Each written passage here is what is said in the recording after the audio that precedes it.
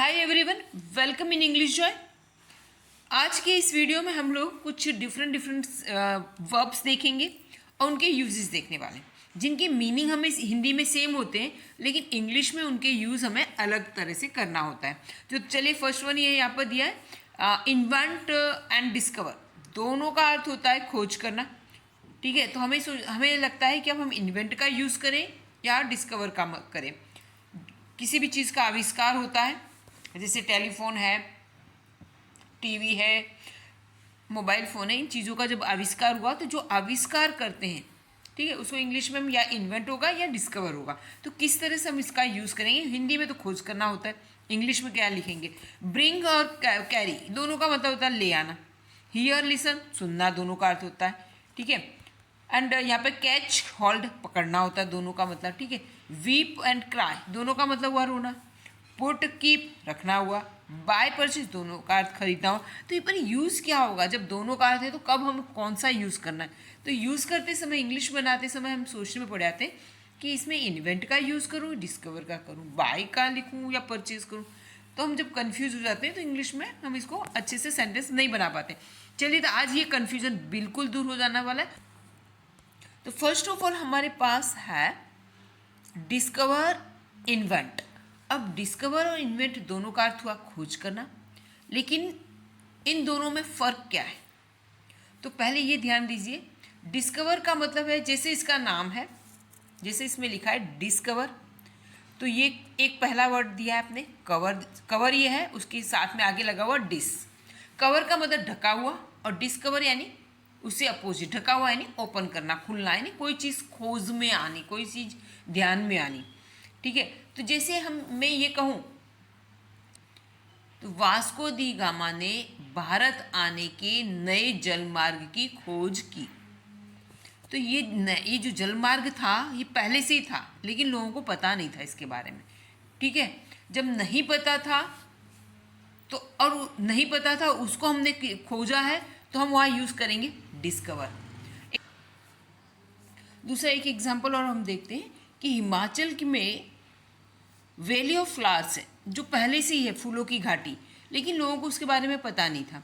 और बाद में जब उसे पता चला तो दिए कि तब हम यूज़ करेंगे तो डिस्कवर हुआ, वो वैली ऑफ फ्लावर को डिस्कवर किया गया। राइट, जैसे ये एयर है, एयर तो हवा तो पृथ्वी पर पहले से ही है। ठीक है, तो इसे हमने क्या किया? डिस्कवर किया, यानी ये पहले से है, इसकी ये ढकी हुई थी, इसको हमने इसके ऊपर से कवर है ना, उसको हमने डिस्कवर, कवर थी तो उसको हमने डिस्कवर किया, यानी उजागर किया, उसको खोज दिया, खोज किया, आविष्कार कर दिया। समझ में आया? तो इस तरह से है, ऑक्सीजन पहले से ही है लेकिन हमें पता नहीं था, तो इस यहाँ पर ये हुआ कि ये हमने डिस्कवर किया।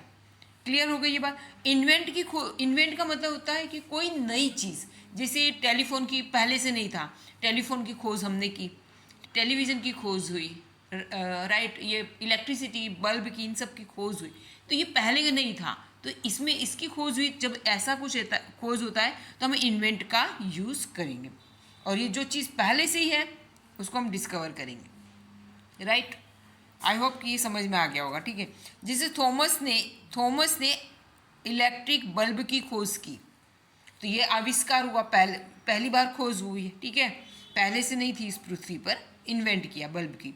तो यहाँ पर हम यूज़ करेंगे Thomas invented electric bulb. Thomas invented electric bulb, Thomas ने इलेक्ट्रिक बल्ब की को इन्वेंट किया, यानी खोज किया। राइट, इसलिए ने ऑक्सीजन की खोज की।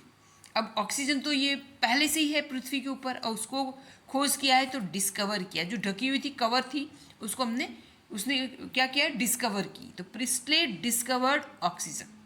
आई होप ये समझ में आ गया होगा। रेडियो की खोज किसने की? ठीक है, ये पहली बार पृथ्वी पर उसकी खोज हुई, अर्थ पर पहली बार उसकी खोज हुई, तो यहाँ पर आएगा हु इन्वेंटेड रेडियो।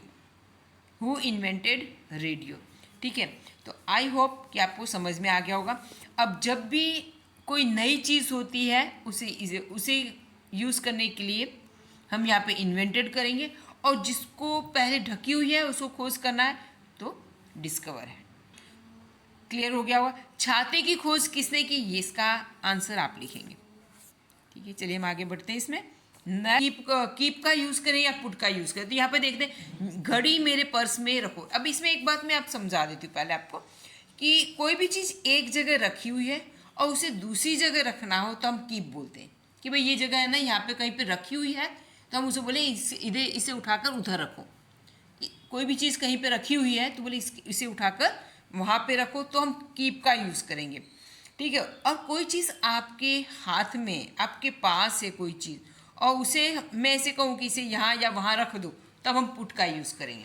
जैसे मेरे पास कोई बॉक्स, मेरे हाथों में कोई बॉक्स है, तो हम यहाँ पे रख दो तो हम क्या बोलेंगे, keep this box here, keep this box on the table, इस बॉक्स को टेबल पर रख दो, तो हमें पुट का यूज़ करूँगी। ठीक है, और जब मैं ये कहूँ कि चलो ये पर्स कहीं पे रखा हुआ है, तो मैं बोलूँगी ये जो नेपकिन है, नेपकिन को यहाँ से उधर रख दो, इस जगह से उस जगह रखो, तब वहाँ पे, ठीक है, तब हम यूज़ करेंगे कीप का।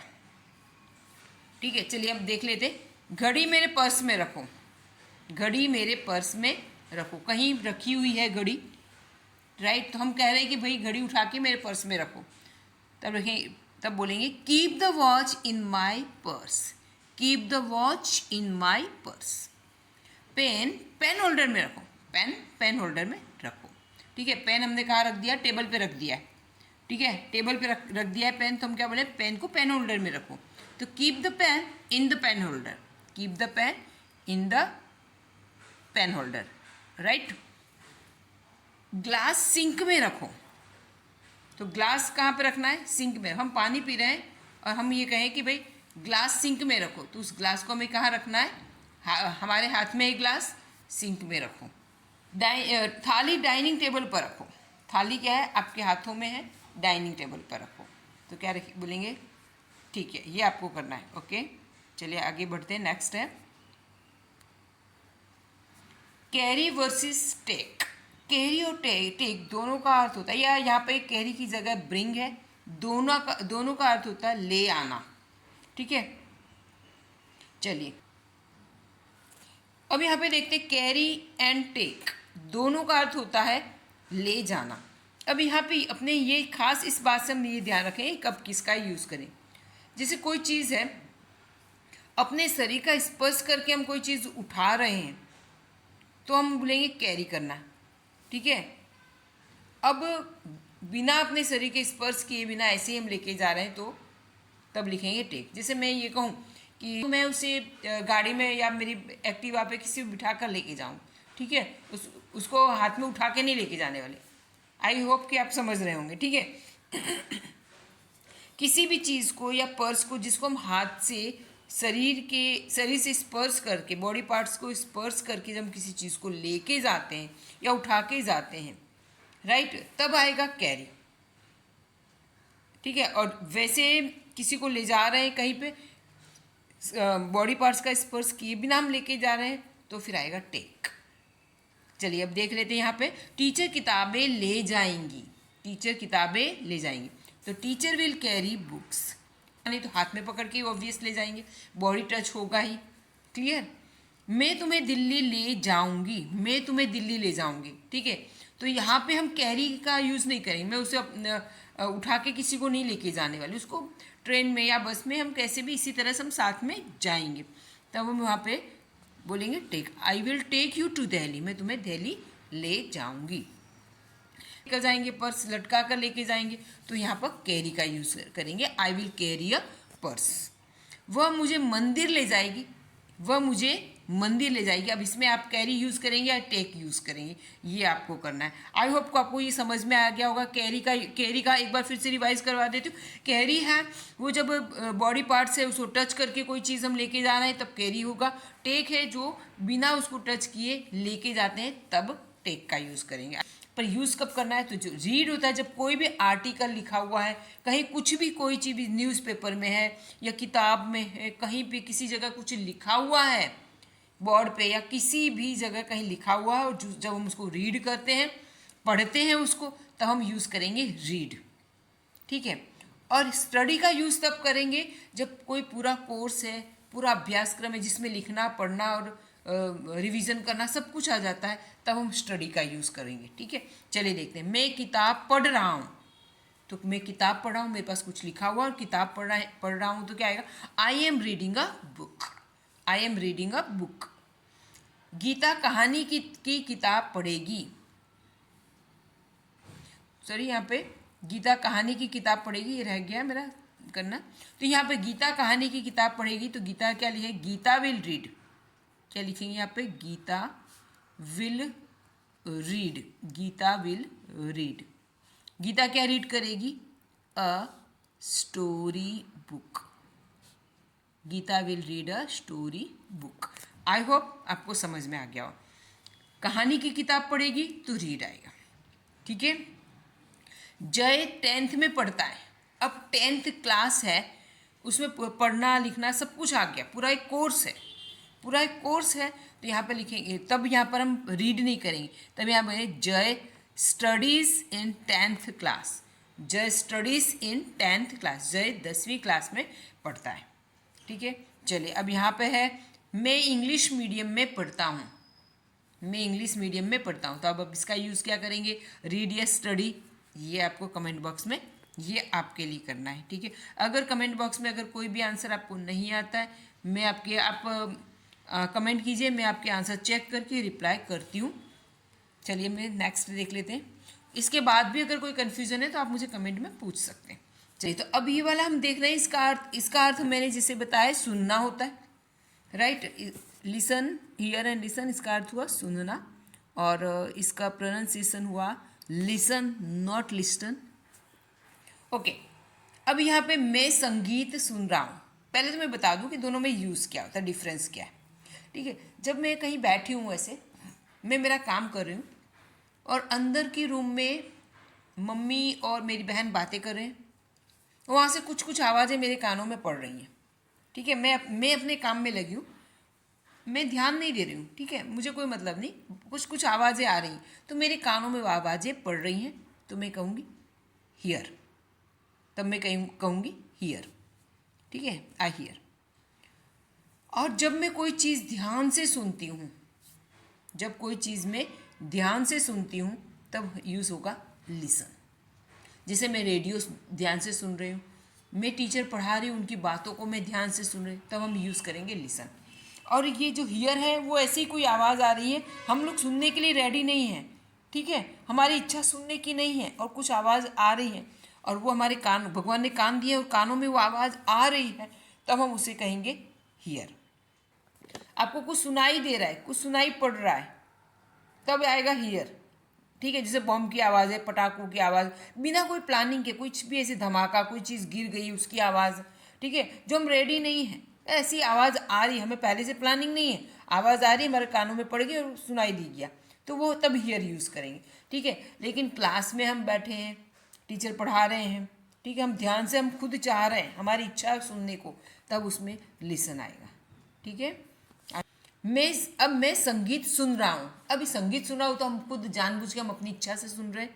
ठीक है, हम खुद ध्यान दे रहे हैं उसमें, तो मैं संगीत सुन रहा हूँ, तो I am listening to music. अब आज इसमें एक खास ध्यान रखें, लिसनिंग के बाद या लिसन के बाद कोई भी जिस चीज़ को भी आप सुन रहे हो, तो लिसन के बाद तो टू आएगा ही। To music, to him, to her. I am listening to her, I am listening to him.